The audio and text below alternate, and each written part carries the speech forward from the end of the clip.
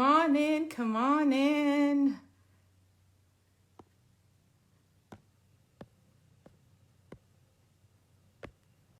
Come on in, everyone. It is so nice to see you all.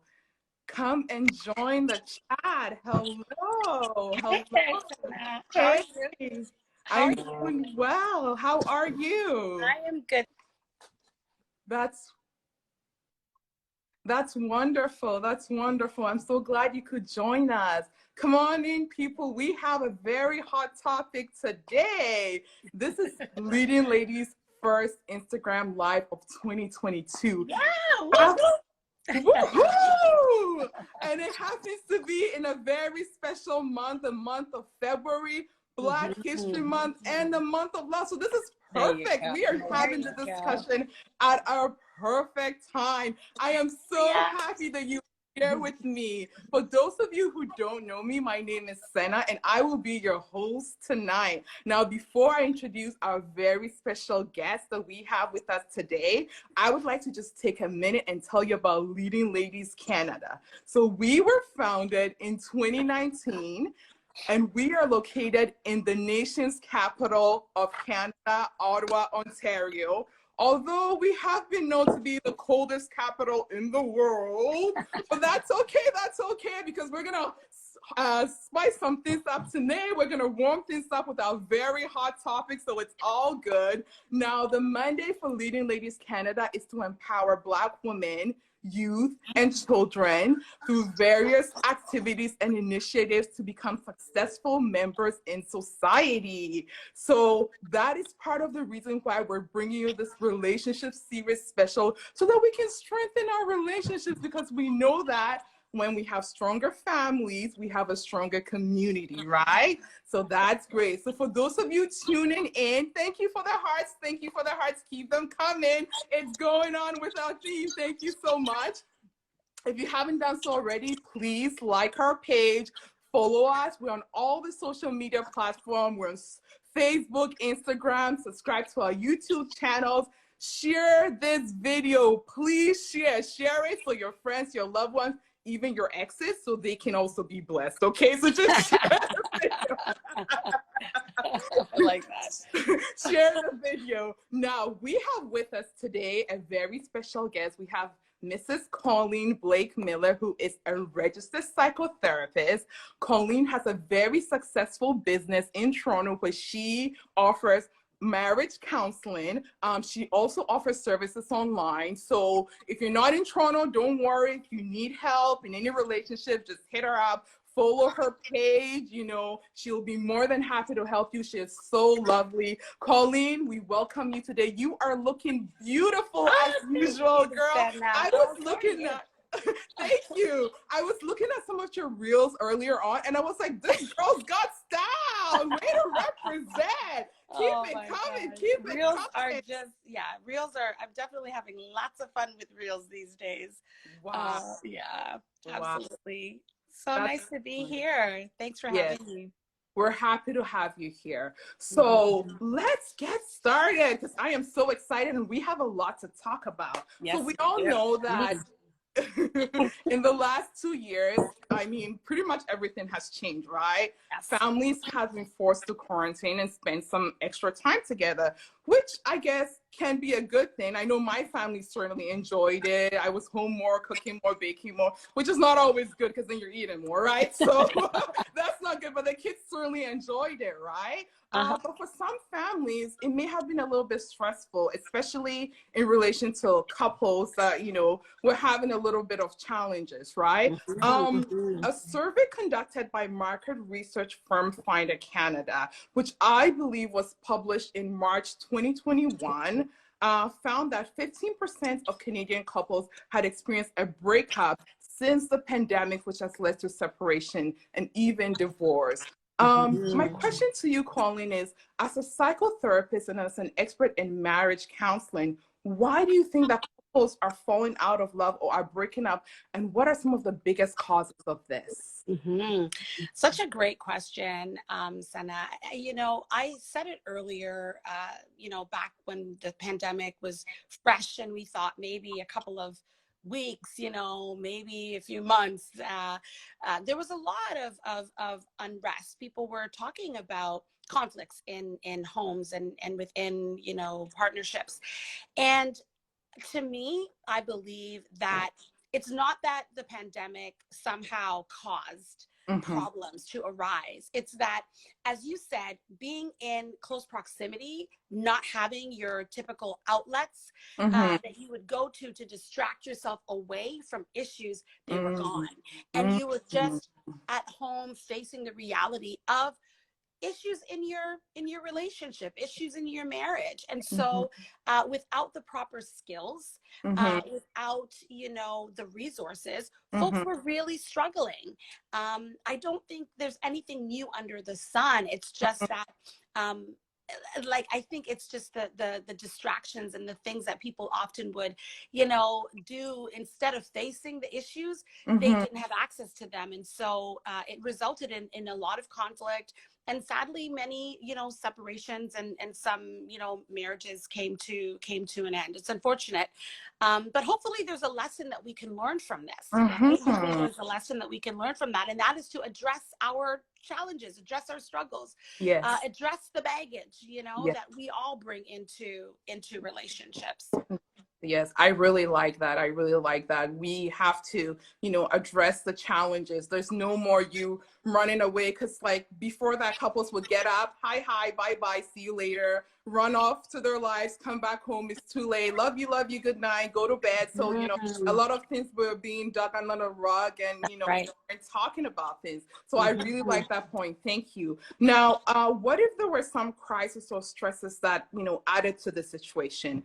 That contribute to the problem. Like, for instance, a lot of people did lose their job during COVID, Yes. unfortunately. And some people even got sick. Some had to take care of like extended families, elderly parents. Some also had to support extended families. I know in the African community and in the Black community, I say, it's bigger to support your extended family, to send money back home, That's right. to help your sister or your brother out. And sometimes that can create a little bit of stress. And even with children, like raising children during this whole, pandemic thing, parents may have been not on the same page. I want the child to go to school. I don't want them to go to school. I want them to get to the vaccine. I don't want them. I know that's a totally different political topic, but all of these things can just like add on when you're having a problem. So how do you think couples can address these issues effectively? And so, the thing that kind of surprises me is when couples are shocked at the idea that there is conflict, or that the idea that, oh my goodness, this person who I fell in love with, many years ago, all of a sudden I'm seeing them differently. Conflict is not a sign that you've married the wrong person. Conflict is not a sign that you're really in distress. I think it's the way that you deal with conflict. That is what is going to determine right, the health of your marriage. Communication is the key. Communication is number one. And sadly, I feel like we haven't necessarily done as good of a job preparing ourselves or getting prepared for what is a lifelong, relationship such as marriage. Many times, we go in and we think, well, I love them, they love me, we are aligned on many things, but then you realize when you begin life with someone, being in a lifelong relationship with someone, living with someone day in, day out, it's hard work. It's hard work. And the only way you're going to navigate it and be healthy, or navigate it in health, is to be communicating and talking about the things that are happening. When the bumps in the road come, which they will, it's how you are kind of thinking about those bumps, and how you're talking with each other about them, and then strategizing your way around them. So communication to me is like the key. When crisis arises, when you are in the midst of conflicts, it's how can we talk and navigate our way through this Mhm. challenge Mhm. in our that we're facing right now. I like that. I like it. I think that is so true. I'm reading the comments here and people are saying it's true. It's true. Mhm. Communication is key. Communication is key. I Definitely. believe, Yeah. and I really like what you said too, that just because you're having, a crisis or a problem doesn't mean like that's the end of the marriage, That's right? right. It's about Right. working through it. And most of the time we find that if you are able to work out these issues, it makes your marriage stronger. Like, Mhm. when you guys come out of that situation, you have a better connection with each other because you now understand each other more. So I really like that. I think that is key. That is key. Now, what are some of the most important communication strategies? Because we all communicate differently, Yeah. right? Yeah. Some people will say one thing and then do another. Some people communicate best through body language, some through writing. What is the most effective way to communicate with your partner when you're having all these things going on? So the first thing I would say is communication isn't just talking, right? Uh, Hey, good. you know, yes, there's talking, but then there needs to be understanding. And so Mhm. it's like, are you communicating to share your thought, or are you actually trying to understand your partner, your spouse's thoughts? Are you Mhm. trying to understand them? And so there's a style of there's a strategy that can be incorporated, and it's sometimes people will say um, it feels a little bit contrived, and yes, at times it might be, but you got to kind of practice to get better at this thing called Mhm. communication. Don't assume that, well, I've been talking all my life and so I communicate well. No. The person who you are the person who is talking to you, Mhm. they are the ones that are going to communicate and let you know and confirm, did I actually hear you? So Mhm. instead of just saying, okay, we're gonna talk, why don't you take turns? So let's say we're gonna sit down for 20 minutes. The first 10 minutes I'm gonna share, and you will be the listener. Mhm. Okay. And so I'm gonna share, but I'm not gonna go and rant and rave. Like, if you're like me, some of us, we can get on a roll and we're just going and we're going and we're going. There's no way anyone is going to be able to process all of what you're saying. So bite-sized chunks. Okay. So let's talk about the weather. So today, I went outside, and I noticed that it was snowing, and I was expecting that it was going to be actually a snow-free day. And then Mhm. and then you pause, and the listener now needs to demonstrate that they're hearing. Okay. And so then you can repeat that back as the listener. All right. So what I think I heard you say is that you went outside, you saw that it was snowing, you expected it to be a snow-free day. Is that Mhm. right? Yes, that's right. And then you kind of go back and forth and back and forth. You want to be thinking about ways you can be validating what the person is saying. You want to be thinking about ways you can let them know, I'm hearing you. Mhm. Small things like, okay, repeating back what you've heard, that demonstrates, I'm getting you. That gives them the opportunity, the sharer, to say, Mhm. no, no, no, actually, I didn't say that right. Let me say it differently. Let me say it. Now that I hear you say that back to me, now I'm realizing, no, that's actually not what I meant. What I meant was ba ba ba. And after Mhm. you have had that kind of time of exchange where one is sharing and the other is listening, then it's important for you to demonstrate empathy. And that is this: you imagine what it feels like to be in that person's shoes, and Mhm. say, okay, I can see, if I'm in your shoes, I can see how this makes sense. When you're exercising empathy, it doesn't mean that you're saying you're right, I'm wrong. It just means I am beginning to understand what it feels like in your shoes. And Mhm. then after you've done that, for like maybe a short period of time, I would say like maybe 5-10 minutes, and then you switch. So the listener now becomes the sharer. And this is one tool, one strategy that can help to improve the communication. And it takes time to do it well. I often say to couples, don't start off with the hot topics. Don't try this exercise with a hot dog. Talk about something light that you actually are maybe, it's a little bit more easy to be agreeable. And then you practice and kind of get a little bit better at that. Communication is a skill. It's an art. It takes time. So we need to be committed to learning and getting better, with every opportunity that we can. That's what I would say. Wow, that was so loaded with so much information and so much wisdom. People are agreeing with you. They're talking about active listening. They're asking how to communicate effectively. I think you've hit all the points.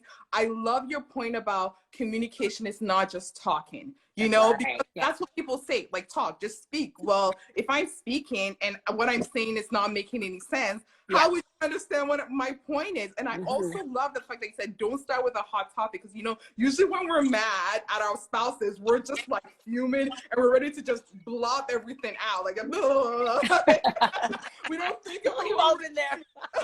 I'm guilty too, and we don't even think about it. We're just like just talking and just letting it all out there. But talk about something softer, something lighter to kind of build it up and warm it up to that. So I really like your point in that. Those are some great tips that we're getting. Okay. Now, what about intimacy? Yes, I'm going there. I'm going to talk about intimacy. I know everybody has, different opinions on intimacy, but we're talking in the context of marriage here. We're all grown-ups here, so let's get there. Let's talk about intimacy. I said to my husband, this is going to be you're going to laugh. I said to my husband, I said, would you ever read my diary? Would you ever read my diary?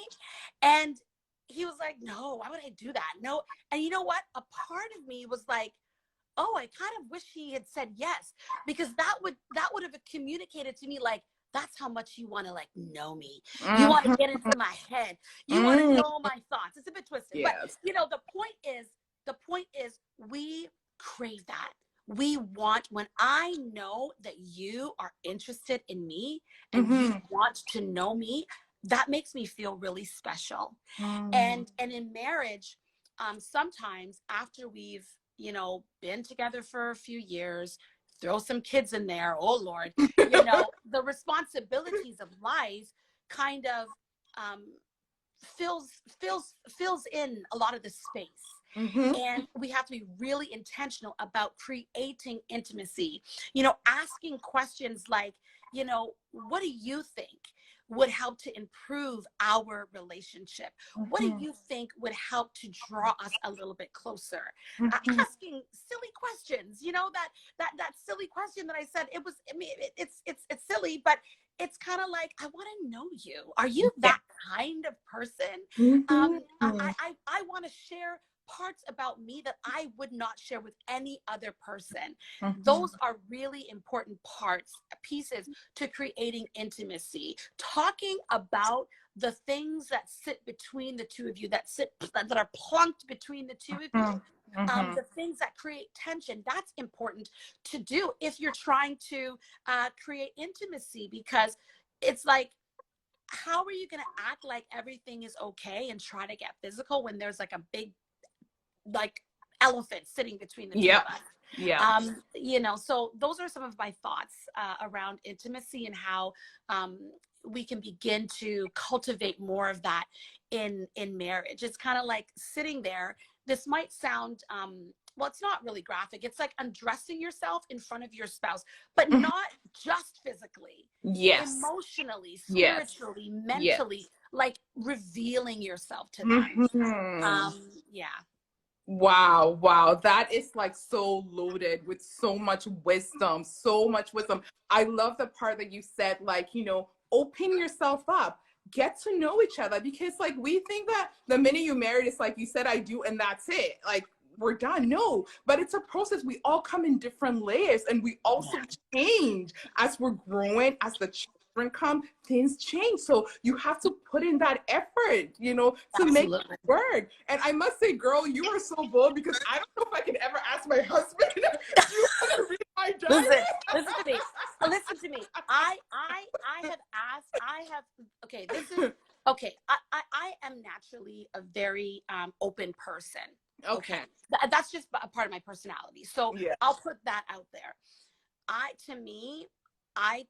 try to just not keep anything back, because okay, so this is another wild one. Okay, this is like Pauline unedited. Bring it on. I have said to my husband, I have woken up out of my dreams and been like, oh my gosh, I just had a dream that I was having sex with XYZ. And I would say to the person, yeah, you know, and he would be like, why are you telling me that?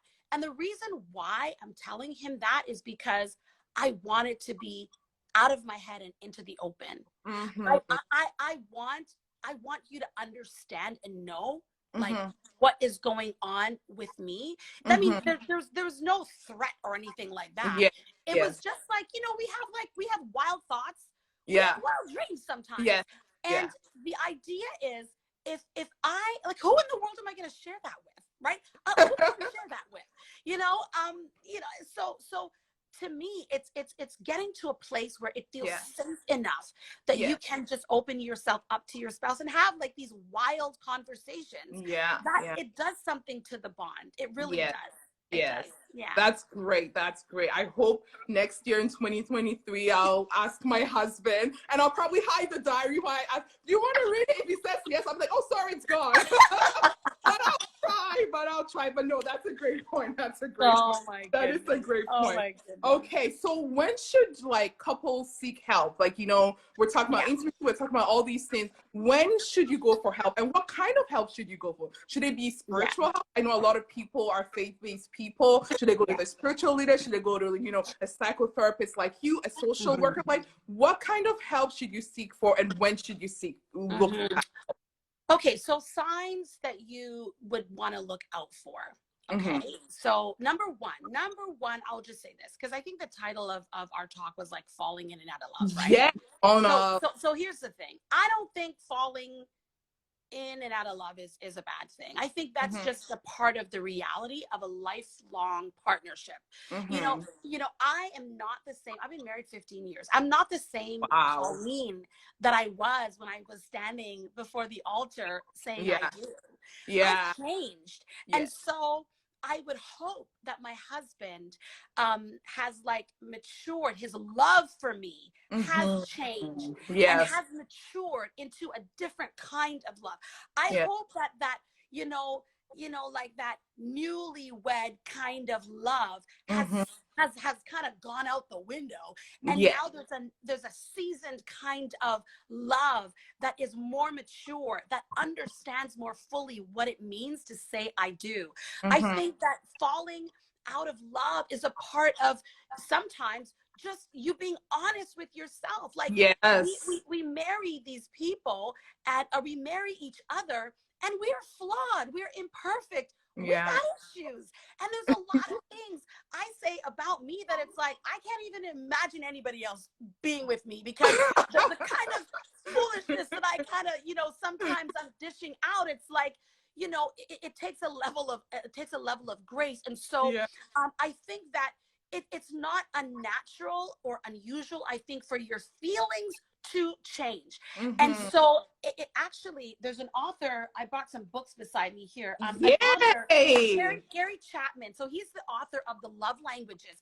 What he says is that the in-love phase of a relationship, it lasts for a maximum of like 2 years. And then it fades, that in-love phase. And guess what?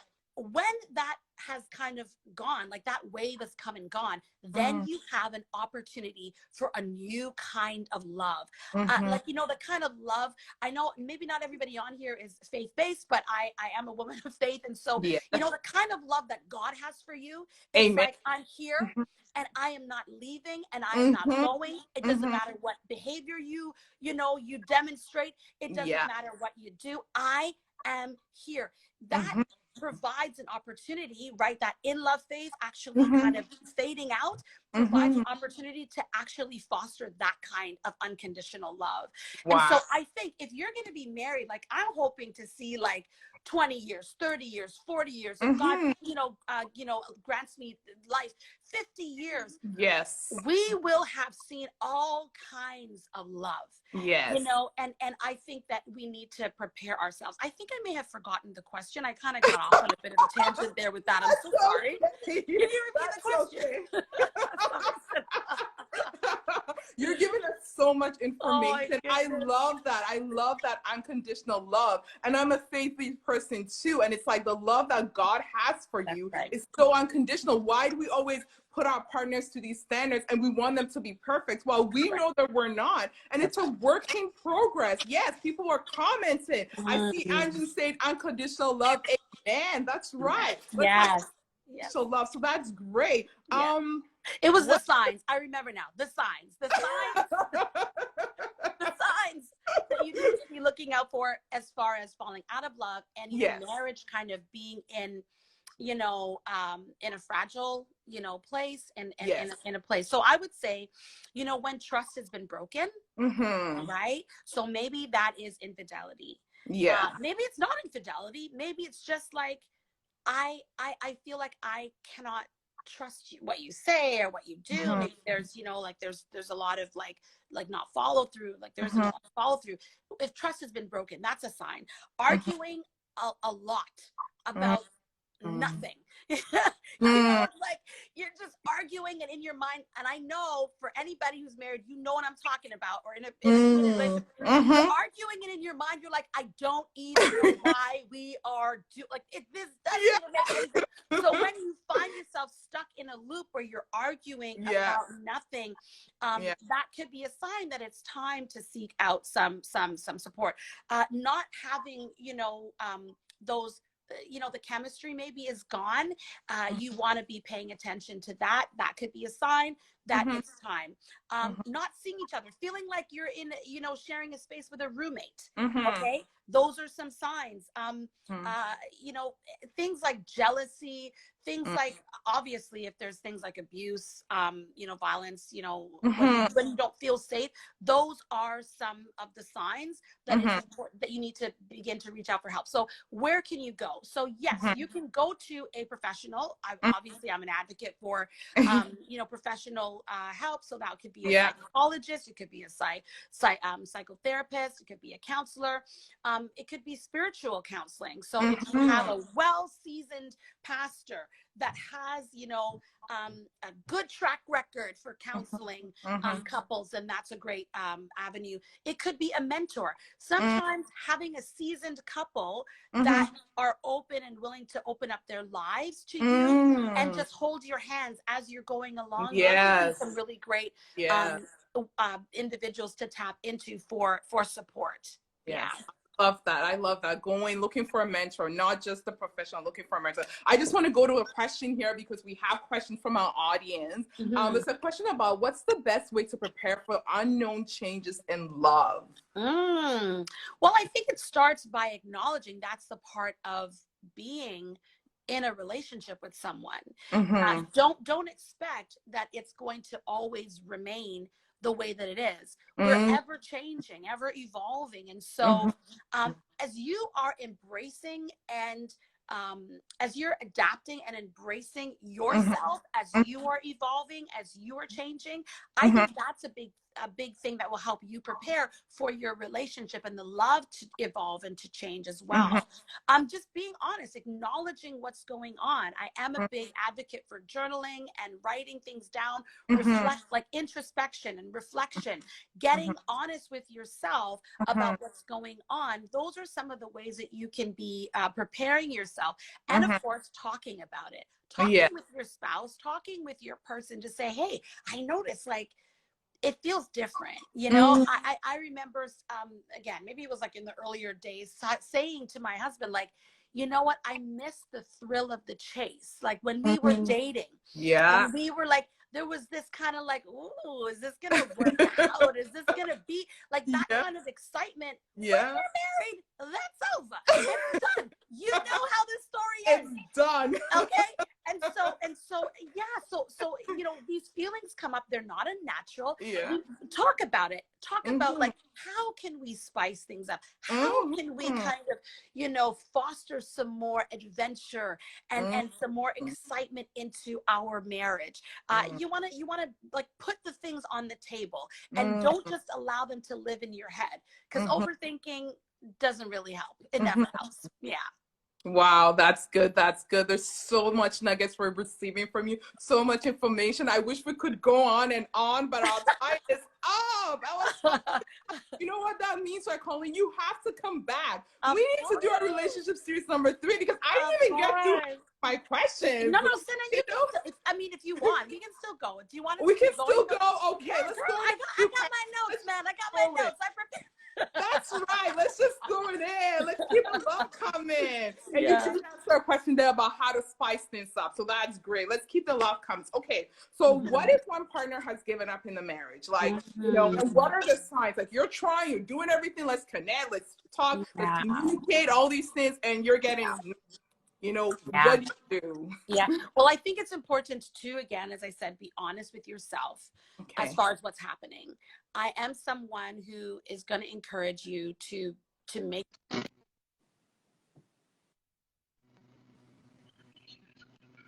Sorry. Hello, Colleen. Sorry. It's hard to hear you. Colleen? Openly about. Hello? Okay. Can all right. Yeah, I can hear you now. It just broke out for a little bit, but go ahead. Go ahead. Okay. So laying the things out on the table and being honest with, you know, your person. And you know, I'm noticing that you're distant. I'm noticing that you're not really affectionate. I'm noticing it feels like there's tension. If you have attempted and you've tried and they are kind of stonewalling you, then reach out for support, reach out for help. I've had many times when somebody will call and say, I want to do couple counseling, but then it turns out that their spouse isn't willing to do it. I say to them, well, if you know that you need change in your life, then you do the individual counseling. And the focus can be how you're going to navigate this season of your relationship or of your marriage. So like in a couple or in a family, it's a system. And so, you know, it's like a mobile, a mobile that you put above the crib of the baby. Yes. If one piece of that mobile is moved, if one piece is shifted, the whole structure is shifted. The whole structure moves. What that means is you can effect change in your marriage by yourself, even without your spouse's involvement. It's not the ideal, but you know, there's hope there for you to begin to see what can you actively do to begin to effect some change in your marriage. Yeah. But I would encourage to reach out for support, mentors, you know, spiritual counseling, professional counseling, all those good things. Okay. Now, what is the deal breaker? When, and I mean, I'm asking this question because sometimes when people break up, unfortunately, when they divorce, they say, oh, I should have done it 10 years ago, you know, and I stayed and I stayed and I stayed. And finally I woke up and I was like, that's it. Like,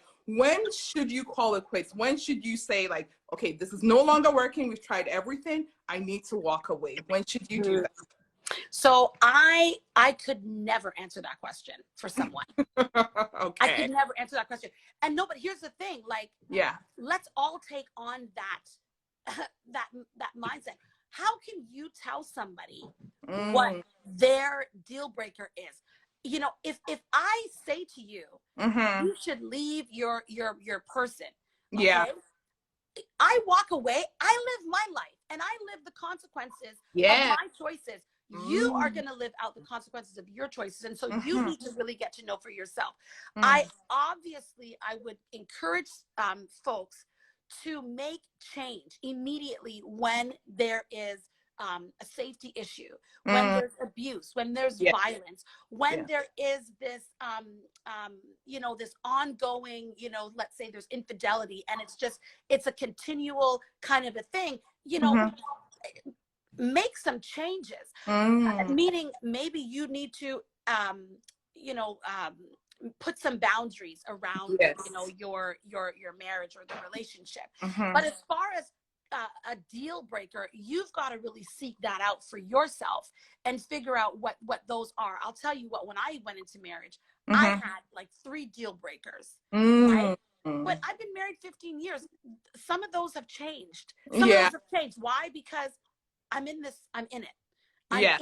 I'm in this thing. And Yes. so I don't know. It makes for great conversation. But when Yes. you're talking about real lived life, Yes. it's something that each person needs to think through themselves. And also, don't just do it on your own. I would encourage finding someone who is really Mm-hmm. seasoned in this area, Mm-hmm. and get some good sound counseling, not for them to tell you, but for Mm-hmm. them to help you to dig into your own understanding of things so that you get the solution that you can live with. Um, Wow, I love that. I love that. I love what you said. Like, I never even thought about it. Like, no one can tell you when it's enough. Like, you have to that's know right. because we all That's have right. limits and we all have boundaries. What might be enough for me may not be enough for you, you know? So it's That's up right. to you to know when you're walking away. Just gonna ask one last question from our audience here, and I think this is a good one because a lot of people unfortunately deal with this. We have a Mhm. question that says, how do you deal with infidelity in a marriage? Yes. Oh, I got a book for that. I've got a book for that. Yes. So Yay! there's a really popular book. It's called After the Affair. Mm-hmm. Okay. Ooh, How you deal with infidelity. I'll put it up again. It's called After the Affair. okay. It's very popular. Janice Abrams Spring is the author. She's done a lot of great work, a lot of research. I believe, her story is she dealt with infidelity in her first marriage, so it's not Mm-hmm. like lived experience. Mm-hmm. And so everybody is going to navigate that differently. Mm-hmm. Was this is this sort of an ongoing thing, Mm-hmm. a serial kind of cheater from Mm-hmm. one person to another person to another person? Is there like a sex addiction going on here? Is it, like a one-time occurrence? And Mm-hmm. like what's the posture of your spouse? Mm-hmm. It's not a one size fits all. Yes. It's not a Yes. one size fit. It's a devastating thing. I think it's a huge injury that is felt in the marriage or in the relationship, Mm-hmm. that is it's traumatic. It's traumatizing. Yes. But I would encourage people to, get in front of material and Yes. get some support in walking through. If you are going to stay in the marriage, Mm-hmm. get help to do that. Get help to do it, because I think sometimes one of the most common thing I've heard couples say, and this is from the cheating partner, they'll Mm. say, "How many times do I have to say I'm sorry? How many times Oh, do yes. we have to go over this again?" And you know what the answer is? As many times Yep. as your spouse is needing Mm-hmm. it. Because the depth of the pain and the hurt, like Mm-hmm. it goes like there's many multiple layers Mm-hmm. to that. Mm-hmm. And it's deep work. And so I would the other thing too, it's not like there's reasons how and why Yeah. that happened. and Yes. and it's and it's multi-layered as well. So Yes. I would encourage folks to get some good resources, Mm-hmm. and get some good support to help them navigate through what they're going to do. Wow, that's great advice. That is great advice. Get help. If you're Yeah. going to stay in the marriage, get Yeah. help. And it doesn't matter how many times the cheating partner has to say sorry. If you need to tell me 10 million times, please do so, and be Right. patient because That's we right. all heal differently. We all That's take right. time to get over things differently. Okay, final question for you. My final question for you is, how do you fall back in love with your partner? And do Yeah. you have any advice for couples that are struggling? So for couples that are struggling, I would say, first, this is a part of being in relationship with another human being. I don't want to minimize the struggle, Yes. or minimize the pain. I do want to normalize it, though. As I said earlier, most of us went into this thing unprepared. We thought we knew. It's kind of like labor. They tell Yeah. you what it's going to be like, Yeah. but you don't know Nope. until you know. Yeah. And then it's too late. So, Yeah. I would say that, it get support to navigate. If you are going through a challenging time, it is a part of being in a real relationship with another real human being. And Mm-hmm. there is help. There is hope that is out there. Mm-hmm. Being in a healthy marriage, Mm-hmm. okay, being in a healthy relationship, it is not, or it doesn't happen organically. It happens strategically. And Wow. so if you've not had mentors and models and examples and resources, Mm-hmm. okay, and teachings how to do it, Mm-hmm. okay, and if you come into the marriage with baggage, which you do, and Mm-hmm. if your partner or your spouse comes into the marriage with baggage, which they do, Mm-hmm. don't expect it's going to be like clear sailing the whole way. You're going to hit some bumps along the way. And so get the help that is necessary, and don't wait too late. There's a statistic that says the average couple waits 6 years before seeking professional help for marital problems. Don't wait. Don't wait until you're like 1 foot out the door to get support. Okay. Okay. So some of the things that you can do if you're noticing that the love is kind of fading in your marriage, schedule time together. Okay. It might seem unsexy. It doesn't matter. Schedule it so that it happens. Schedule the time that you and your spouse are going to go on a date. Yeah. This might seem unsexy, but Yeah. schedule the time that you and your spouse are going to have sex. Schedule it in. Yeah. Because guess what? At least there's something on the calendar. You're working mentally. You're making your, you're preparing yourself to Yes. say it's gonna happen. Okay? Yes. Find creative ways to keep things vibrant. Don't get stuck into the routine and the mundane. If you need to, oh my goodness, we're in the day and age of Google. You can figure anything out these days, guys. If you need like an idea for a gift, an idea for something, spicy, an idea for something new and something that's fun, you can find it. Talk to a friend, talk to someone who is trusted, who is going to be honest with you. I would say, find things that you are aligned with, like things that you can do together. So whether it's a hobby maybe that you are going to start together, maybe you're gonna, I don't know, build a bookshelf, like not a bookshelf from IKEA, but you know what I mean, like just I don't know, something that you both can enjoy. Find something that you both can kind of meet each other on and do together and have fun with.